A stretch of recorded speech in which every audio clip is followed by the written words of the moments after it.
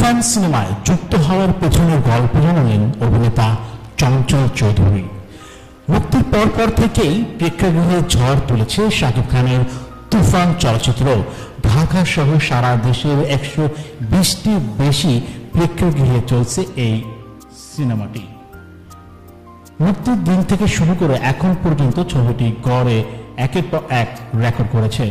বাংলাদেশের চলচ্চিত্র ইন্ডাস্ট্রির বর্তমান সময় জনপ্রিয় নির্মাতা রায়হান রাফির এই সিনেমাটিতে অভিনয় করেন ঢাকাই চলচ্চিত্রের দুই বাঘা অভিনেতা সুপারস্টার শাকিব খান ও চঞ্চল চৌধুরী।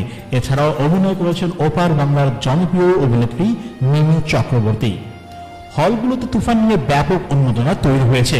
সেটি সাম্প্রতিক সময়ের আর কোনো চলচ্চিত্র নিয়ে এমনটি দেখা যায়নি।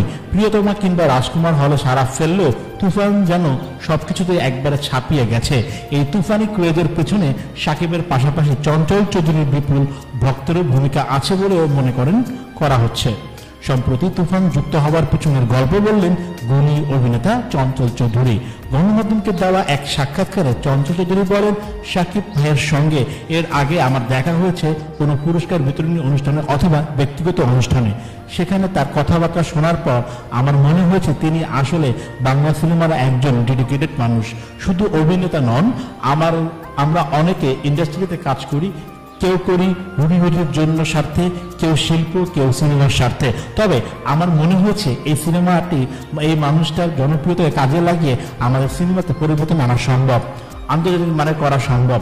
চঞ্চল চৌধুরী আরো বলেন, যখন আমাকে এই প্রস্তাবটা দেওয়া হয় আমি আসলে আগে থেকে চেষ্টা করেছিলাম। যতবার সাকিব ভাইয়ের সঙ্গে আড্ডা হয়েছে ততবারই আমরা ভেবেছি অ্যাকশন নিয়ে কাজ করা উচিত। এটা আমার জন্য সুযোগই। ভেবেছি দেখি যদি আমরা একসঙ্গে কাজ করি, আমরা কিছু দর্শক আছে, তারও কিছু দর্শক আছে, আমরা একসঙ্গে কাজ করলে যদি অধিকাংশ দর্শককে সিনেমা হলে আনতে পারি, আমরা পরবর্তী সময় অনেক বড় বড় বাজেট নির্ভর সিনেমা করতে পারবো।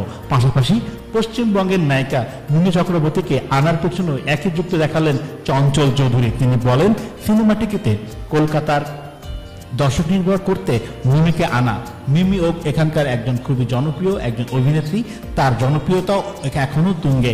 লক্ষ্য ছিল আমরা আমাদের সঙ্গে একত্র হয়ে কাজ করব, সেই সঙ্গে সারা পৃথিবীতে যত বাংলা ভাষাভাষী আছেন তাদের ধরার চেষ্টা। তবে শুধু ছোট্ট একটা শক্তি দিয়ে তাদের ধরা সম্ভব নয়, শক্তিটাকে বৃহত্তর করতে হবে, সেই সঙ্গে আমাদের একসঙ্গে কাজ করতে হবে।